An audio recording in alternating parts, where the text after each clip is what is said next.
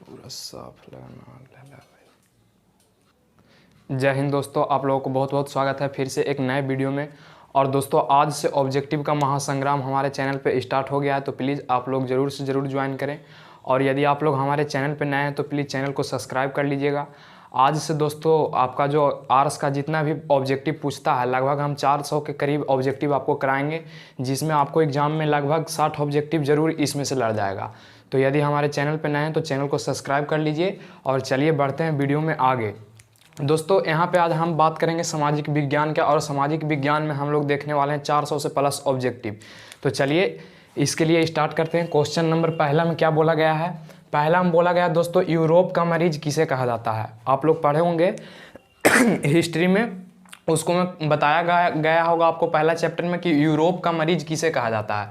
आपके पास ऑप्शन है तुर्की को, बी में है इटली, और सी में है दिल्ली, और डी में है आपको पास मुंबई।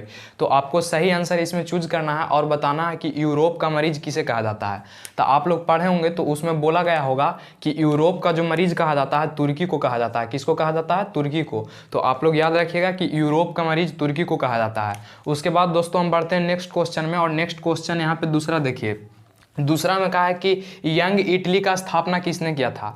आप लोग पढ़े होंगे यंग इटली के एकीकरण के बारे में। एकीकरण, इटली का जो एकीकरण हुआ था उसमें 3 व्यक्ति आए थे। पहला व्यक्ति आए थे मेजनी, काउंट काबूर और गैरीबाल्डी आए थे। तो उसी में से हमको यहाँ पे जानना है दोस्तों कि यंग इटली का स्थापना कौन किए थे। और इससे रिलेटेड एक क्वेश्चन और आता है कि यंग यूरोप का स्थापना कौन किए थे। तो दोनों क्वेश्चन का याद रखिएगा। पहला हम यहाँ पे क्या बोले, यंग इटली का स्थापना कौन किए, यानी किसने किया था। आपके पास ऑप्शन है मेजनी, काउंट काबूर और बिस्मार्क हैं। तो आपको पता होना चाहिए कि यंग इटली का जो स्थापना किए थे, कौन किए थे? मेजनी किए थे। और साथ में आपको एक क्वेश्चन और याद रखना है कि यंग यूरोप का स्थापना कौन किए थे। तो यंग यूरोप का जो स्थापना किए थे वो किए थे मेजनी ही किए थे, ठीक है। उसके बाद दोस्तों बढ़ते हैं क्वेश्चन नंबर तीसरा में, और तीसरा में कहा गया कि अंतर्राष्ट्रीय महिला दिवस कब मनाया जाता है। जो अंतर्राष्ट्रीय इंटरनेशनल लेवल पर जो है वुमेन्स डे कब मनाया जाता है। आपके पास ऑप्शन है 5 अप्रैल, 8 अप्रैल, 8 मार्च, 6 मार्च। तो यहाँ पे आपको आंसर सही चूज करना है। तो यहाँ पे अंतर्राष्ट्रीय महिला दिवस जो मनाया जाता है 8 मार्च को मनाया जाता है। आप लोग याद रखिएगा, ठीक है, कि अंतर्राष्ट्रीय महिला दिवस कब मनाया जाता है, तो 8 मार्च को मनाया जाता है। बढ़िए, अब क्वेश्चन नंबर 4 में, क्वेश्चन नंबर 4 में बोला गया कि अप्रैल थीसिस किसने लिखा था। जो अप्रैल थीसिस नामक पुस्तक थी, कौन लिखे थे। आपके पास ऑप्शन है ट्राटोस्की, टॉल्स्टॉय और लेनिन और स्टालिन। तो आपको याद रखना है कि जो लेनिन थे वो लिखे थे कौन? अप्रैल थीसिस नामक पुस्तक, ठीक है। तो यहाँ तक आपको याद, ये 4 ऑब्जेक्टिव रहेगा। तो बढ़ते हैं हम क्वेश्चन नंबर नेक्स्ट की ओर, ठीक है। चलिए दोस्तों, अब बढ़ते हैं क्वेश्चन नंबर 5वां की ओर। और क्वेश्चन नंबर 5वां में क्या बोला गया है, जो सबसे पहले यहाँ पे देखिए, पढ़िए। कहा गया कि सोवियत संघ का विघटन किस वर्ष हुआ था। यानी विघटन का मतलब यहाँ हुआ मतलब अलग अलग होना। तो सोवियत संघ जो था, सोवियत संघ हम रूस को जानते हैं, ठीक है, यानी रूस को सोवियत संघ कहा जाता है। और रूस जो था मतलब कब, मतलब उसको में जितना राज्य था वो कब अलग अलग हो गया था। यहाँ पे आपको ऑप्शन दिया गया 1965 ईस्वी, 1964 ईस्वी, 1990 ईस्वी और 1991 ईस्वी। तो आपको याद रखना है कि जो रूस था 1991 ईस्वी में विघटन हो गया था, यानी एक दूसरे से जितना भी उसके अंदर राज्य था सब अलग अलग हो गया था, ठीक है, अलग अलग देश का निर्माण कर लिया था। उसके बाद दोस्तों यहाँ पे क्वेश्चन बोला गया, अंकोर वट मंदिर में किस हिंदू देवता का मंदिर है, ठीक है। अंकोर वट जो मंदिर है उसमें कौन सा, मतलब ये हिंदू धर्म का ये मंदिर है, आपको पता है। और उसमें यहाँ पे कहा है कि कौन से देवता का जो मूर्ति है स्थापित है। आपके पास ऑप्शन है विष्णु, बी में है शिव, सी में है ब्रह्मा और डी में है इंद्र। तो आपको याद रखना है कि अंकोरवट जो मंदिर था उसमें विष्णु भगवान का मूर्ति स्थापित है, ठीक है। उसके बाद यहाँ पे देखिए, यहाँ पे भारत में राष्ट्रवाद से क्वेश्चन आया हुआ है। कहा गया है कि महात्मा गांधी को महात्मा की उपाधि किसने दिया था, यानी कौन दिए थे, ठीक है ना। तो यहाँ पे ध्यान दीजिएगा, जो महात्मा गांधी थे उनको महात्मा को उपाधि दिए थे रविंद्रनाथ टैगोर, ठीक है। कौन दिए थे? आपके पास ऑप्शन यहाँ पे दे दिया गया है रविंद्रनाथ टैगोर, उसके बाद एनी बेसेंट दिया गया और गोपाल कृष्ण गोखले दिया गया है, ठीक है। यहाँ पे गोखले होगा, गोखले। और आपको याद रखिएगा, यदि पूछेगा यहाँ पे कि महात्मा गांधी के राजनीतिक गुरु कौन थे, तो राजनीतिक गुरु थे गोपाल कृष्ण गोखले। और यदि आपसे पूछा जाएगा कि महात्मा को उपाधि कौन दिए थे, तो रविंद्रनाथ टैगोर। यदि महात्मा गांधी के राजनीतिक गुरु पूछेंगे तो मारेंगे गोपाल कृष्ण गोखले। ये भी आपको यहाँ पे याद रखना है। उसके बाद दोस्तों यहाँ पे अगला क्वेश्चन में बोला गया है कि पूर्ण स्वराज का मांग कब किया गया था। जो पूर्ण स्वराज थी, पूर्ण स्वराज ये भी पढ़ना है भारत में राष्ट्रवाद में ही, ये एक ऑब्जेक्टिव, बहुत भी ऑब्जेक्टिव है, पूछा हुआ भी क्वेश्चन है। तो आपको याद रखना कि पूर्ण स्वराज दिवस यानी कि कौन डेट को मनाया जाता है।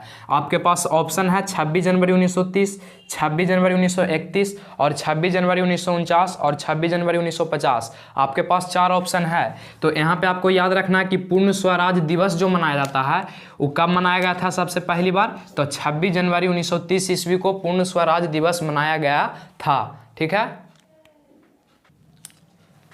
चलिए दोस्तों अब बढ़ेंगे हम क्वेश्चन नंबर 9 की ओर। और क्वेश्चन नंबर 9 में क्या बोला गया है, जो सबसे पहले पढ़िए आप।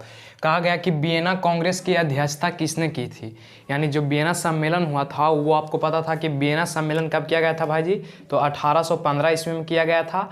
और इस सम्मेलन का जो अध्यक्ष था कौन था, तो आपको पता होगा कि इस सम्मेलन का अध्यक्ष जो था मेटरनिख था। कौन था, मेटरनिख था। जैसे कि यहाँ पे ऑप्शन में आपको दिया गया है विलियम प्रथम, उसके बाद यहाँ पे बी में है मेटरनिख और सी में है मेजनी और डी में है नैन। तो आपको याद रखना है कि वियना सम्मेलन कब हुआ था, यहाँ से एक ऑब्जेक्टिव और निकलता है। तो वियना सम्मेलन 1815 ईस्वी में हुआ था। उसके बाद याद रखना है कि वियना सम्मेलन का जो अध्यक्ष बनी थी, कौन बनी थी, तो मेटरनिख बनी थी, आपको याद रखना है। और एक ऑब्जेक्टिव और पूछता है यहाँ से कि मेटरनिख जो थी कैसा, मतलब कैसा शासिका थी। तो याद रखना है कि जो मेटरनिख थी एक प्रतिक्रियावादी शासिका थी। ठीक है, तो आपको यहाँ तक याद रहेगा।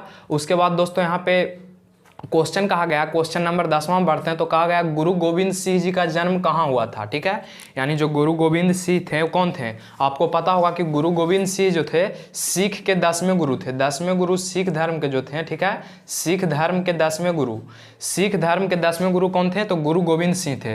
यहाँ पे देखिए ऑप्शन में कहा गया है, ऑप्शन में क्या बोला गया है, पटना, बी में दिल्ली और सी में मुंबई और डी में आगरा दिया गया है। यानी यहाँ पे क्वेश्चन आपसे पूछा गया है कि गुरु गोविंद सिंह जो थे उनका जन्म किस स्थान पे हुआ था। ऑप्शन आपको पता चला पटना, बी में दिल्ली और सी में मुंबई और डी में आगरा। तो गुरु गोविंद सिंह सबसे पहले जान लीजिए कि सिख धर्म के कितने गुरु थे, 10वें गुरु थे, जिनका जन्म पटना में हुआ था। यानी पटना कहाँ में स्थित है, तो बिहार। तो याद रखना है कि इनका जन्म कहाँ हुआ था, पटना में हुआ था। और एक बात और याद रखना है कि इनका जन्म कब हुआ था, ये भी कभी कभी क्वेश्चन पूछ देता था। याद रखना है 1666 ईस्वी में। कब हुआ था, 1666 ईस्वी में हुआ था। उसके बाद दोस्तों यहाँ पे बढ़ेंगे हम आगे।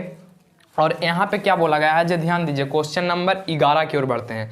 क्वेश्चन नंबर 11 में कहा कि रूसो किस देश का दार्शनिक था। ठीक है, आप लोग क्लास 9th में भी पढ़े होंगे फ्रांस क्रांति, और क्लास 10th में भी फ्रांस क्रांति आपको मिल रहा है। तो रूसो किस देश के दार्शनिक थे, यानी किस देश में, मतलब वो अपना पूरा सभी को बताए थे राष्ट्रवाद के बारे में। तो याद रखना है कि जो रूसो थे फ्रांस के थे। कहाँ के थे, फ्रांस के थे। ऑप्शन आपको जैसा कि यहाँ पे मिलेगा, एग्जाम में जब बैठिएगा तब मिलेगा रूस, चीन, इसी प्रकार से बहुत मिलेगा, इंग्लैंड भी मिलेगा। और आपको याद रखना है कि कहाँ के थे रूसो, फ्रांस के थे। उसके बाद देखिए क्वेश्चन नंबर हम 12 में बढ़ेंगे। क्वेश्चन नंबर 12 में बोला कि किस घटना के विरोध में, मतलब कौन सा ऐसा घटना घटा था जिसके विरुद्ध में महात्मा गांधी ने अपनी, ठीक है, अपनी कैंसर ए हिंद की उपाधि त्याग दी थी। यानी कौन सा ऐसा घटना घटा था कि जिसके कारण जो महात्मा गांधी के एक उपाधि मिला हुआ था, कैंसर ए हिंद के जो उपाधि मिला हुआ था, वो क्यों त्याग दिए थे। आपके पास ऑप्शन है जलियांवाला बाग हत्याकांड, उसके बाद है असहयोग आंदोलन और चौरा चौरी कांड। तो याद रखना है आपको कि महात्मा गांधी ने कैंसर ए हिंद के जो उपाधि था वो जलियांवाला बाग हत्याकांड के कारण त्याग दिए थे। उसके बाद देखिए जलियांवाला बाग हत्याकांड से भी बहुत सारा क्वेश्चन पूछता है कि कहाँ में हुआ था जलियांवाला बाग हत्याकांड। तो याद रखिएगा कि अमृतसर में हुआ था। कहाँ हुआ था भाई जी, अमृतसर। अमृतसर कहाँ में है, पंजाब में है। कहाँ में है, पंजाब में है। उसके बाद यहाँ से एक ऑब्जेक्टिव मिलेगा आपको कि जलियांवाला बाग हत्याकांड कौन से तिथि को हुआ था, यानी किस ईस्वी को हुआ था। तो याद रखिएगा कि 13 अप्रैल 1919 ईस्वी को हुआ था। कब हुआ था, 13 अप्रैल 1919 ईस्वी को हुआ था। ठीक है, तो चलिए बढ़ते हैं क्वेश्चन नंबर नेक्स्ट में। चलिए दोस्तों अब बढ़ते हैं क्वेश्चन नंबर 13 की ओर। और क्वेश्चन नंबर 13 को देखते हैं। कहा गया है कि किस वर्ष साइमन कमीशन भारत आया था। जरा माइंड में सोचिए और बताइए। ऑप्शन आपके सामने है 1928 ईस्वी, 1930 ईस्वी, 1917 ईस्वी, 1918 ईस्वी।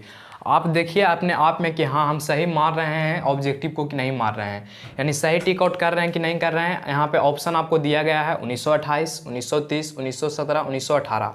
क्वेश्चन आपको बोला है साइमन कमीशन कब आया था। तो जरा सोचिए, आप लोग पढ़े होंगे तो आपको ध्यान में होगा कि साइमन कमीशन भारत कब आया था। तो आपको पता होगा साइमन कमीशन जो भारत आया था 1928 ईस्वी में आया था।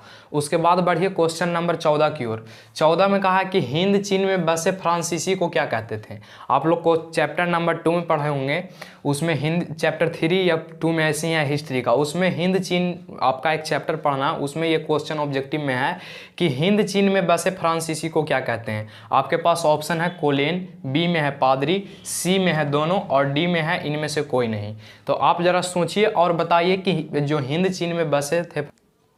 चलिए दोस्तों अब बढ़ते हैं क्वेश्चन नंबर 14 की ओर। और क्वेश्चन नंबर 14 में बोला गया है कि हिंद चीन में बसे फ्रांसीसी को क्या कहते हैं। आपके पास ऑप्शन है, आप पढ़े होंगे इसको चैप्टर नंबर 3 में हिस्ट्री में।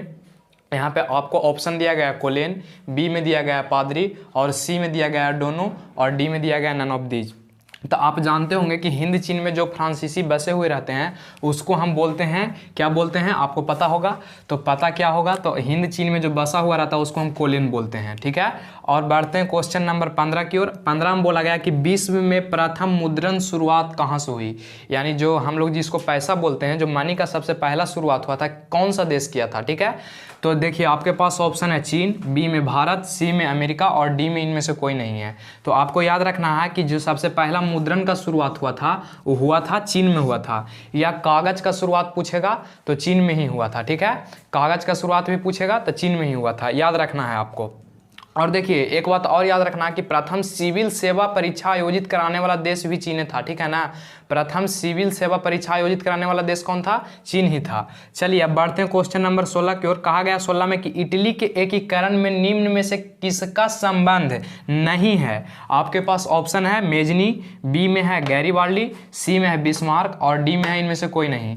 तो सबसे पहले आप देखिए कि इटली का एकीकरण जो हुआ था उसमें 3 व्यक्ति का सबसे बड़ा योगदान था। किनका किनका था, तो मेजनी, काउंट काबूर और गैरीबाल्डी। और यहाँ पे आपको ऑप्शन में दिया गया है इटली के एकीकरण के, देखिए यहाँ पे ध्यान दीजिए, इटली के एकीकरण में निम्न में से किसका संबंध नहीं है, ठीक है ना। ये पूछा गया है कि कौन इटली के एकीकरण में नहीं मदद किया था। तो देखिए गैरीबाल्डी तो थे, फिर बिस्मार्क भी थे, सॉरी बिस्मार्क नहीं थे, गैरीबाल्डी थे, मेजनी थे। तो कौन नहीं थे, तो बिस्मार्क नहीं थे। आपको ये याद रखना है कि इटली के एकीकरण में बिस्मार्क का योगदान नहीं था। लेकिन हाँ जर्मनी का एकीकरण में पूछता तो बिस्मार्क का योगदान था, लेकिन इटली के एकीकरण में मेजनी और गैरीबाल्डी का योगदान था। लेकिन क्वेश्चन ने हमसे कहा है कि नहीं, किसका योगदान नहीं था, तो याद रखिएगा बिस्मार्क का योगदान नहीं था।